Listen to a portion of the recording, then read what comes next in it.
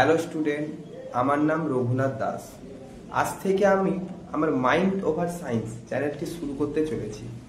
আমার এই চ্যানেলের মাধ্যমে তোমরা সমস্ত রকমের প্রবলেম সলভ করতে পারবে। তোমাদের যদি কোনো অসুবিধা থাকে আমাকে কমেন্ট করবে, আমি সেই কমেন্টের মাধ্যমে পরের দিন তোমাদেরকে তোমার প্রবলেমটা সলভ করে দেবো। আজকে আমি প্রথম দিন তোমাদের কর্তা কর্মক্রিয়া একটি বাক্যে কিভাবে খুঁজে বের করতে হয় সেইটা তোমাদেরকে বলবো। তো চলো দেরি না করে আমার এই ভিডিওতে আসো এবং দেখো কিভাবে একটি বাক্যে কর্তা কর্মক্রিয়া খুঁজে বের করতে হয়। তো দেখো স্টুডেন্ট, প্রথমে আমাদেরকে ক্রিয়া জানতে হবে। ক্রিয়া শব্দের অর্থ হচ্ছে কাজ। ক্রিয়া শব্দের অর্থ কাজ। প্রথমে একটি বাক্য থেকে ক্রিয়াপদটি খুঁজে বের করো, এর পরবর্তীতে কর্তা বের করতে হবে। ক্রিয়াপদের সাথে কে বা কারা যোগ করে প্রশ্ন করলে কর্তা পেয়ে যাবো আমরা। তারপরে কর্ম, কি বা কাকে যোগ করে প্রশ্ন করলে কর্ম পেয়ে যাব। এগুলো একটু লিখে নাও খাতায়। তো আমাদের কি জানলাম আজকে, যে প্রথমে ক্রিয়া বের করতে হবে একটি বাক্যে। ক্রিয়া যদি পেয়ে যায় ওকে আমরা কে বা কারা দিয়ে প্রশ্ন করলে খুব সহজে কর্তা পাবো। তারপরে কি বা কাকে দিয়ে প্রশ্ন করলে কর্ম পেয়ে যাবো। তোমাদের কিছু প্রবলেম দিচ্ছি, তোমরা দেখো নিজেরাই সলভ করতে পারবে। তো দেখো স্টুডেন্ট, তোমাদেরকে এই 4টা প্রবলেম দিয়েছি, এই 4টা প্রবলেম আজকে আমি সলভ করবো। বাকি যদি কোনো অসুবিধা থাকে আমাকে কমেন্টে জানাবে। তো প্রথম প্রবলেম, ছেলেটি বল খেলছে। দ্বিতীয়, রঘুনাথ বাংলা ব্যাকরণ বোঝাচ্ছে। তৃতীয়, মা ভাত রান্না করছে। চতুর্থ, শিক্ষক আমাদের শেখাবে। প্রথম প্রবলেমটা বলেছে ছেলেটি বল খেলছে। প্রথমত আমাকে ক্রিয়া বের করতে হবে, কোনটা ক্রিয়া।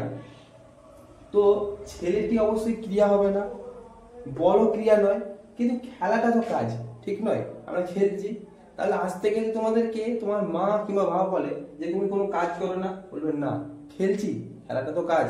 কে বলেছে? রঘুনাথ স্যার বলেছে। তো চলো ক্রিয়া তাহলে পেয়ে গেছি, খেলছে, নিচে লিখি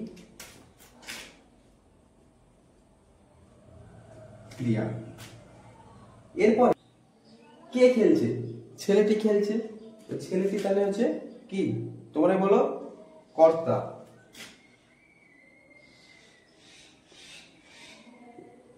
ছেলেটি কি খেলছে? বল খেলছে।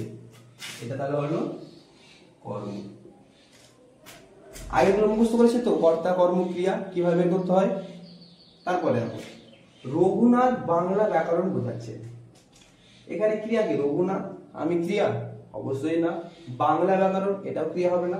কিন্তু বোঝাচ্ছেন অবশ্যই হচ্ছে ক্রিয়া, বোঝানো। আমি তোমাকে বোঝাচ্ছি, তো আমি তোমাদের একটা কাজ করে দিচ্ছি, তো তোমরা আমাকে একটা কাজ করে দাও। কি কাজ করতে হবে? একটা সাবস্ক্রাইব আর একটা লাইক। চলো তাহলে বোঝাচ্ছেন, তাহলে আমরা ক্রিয়া পেয়েছি। তো লিখি বোঝাচ্ছেন হচ্ছে ক্রিয়া। ঠিক আছে, কে বোঝাচ্ছেন? আমি। তাহলে আমিটা হলো কর্তা।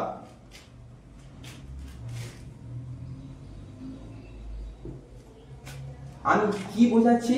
বাংলা ব্যাকরণ বোঝাচ্ছি, অর্থাৎ এটা হচ্ছে কর্ম।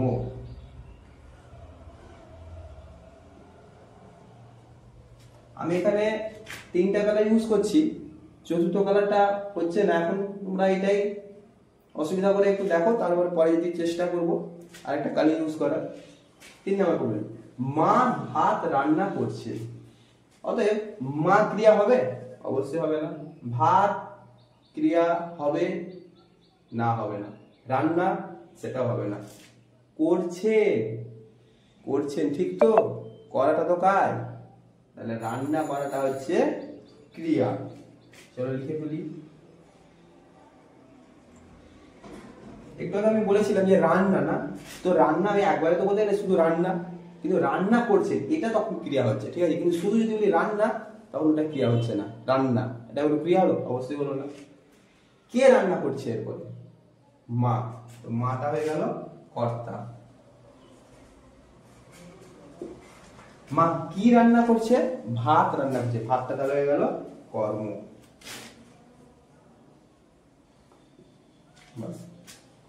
এই যে চতুর্থ প্রবলেমটা আছে, এটা আমি সলভ করছি না, এটা তোমাদের জন্য রাখছি। তোমরা কমেন্টে এটা করবে, যে আমাকে জানাবে তারপরে ঠিক আছে কি ভুল আছে আমি কমেন্টে সেটা বলে দেবো, কিংবা পরের ভিডিওতে আমি তোমাদেরকে এটা সলভ করে দেবো। যদি ভিডিওটি ভালো লাগে তাহলে অবশ্যই সাবস্ক্রাইব আর লাইক করে দিও।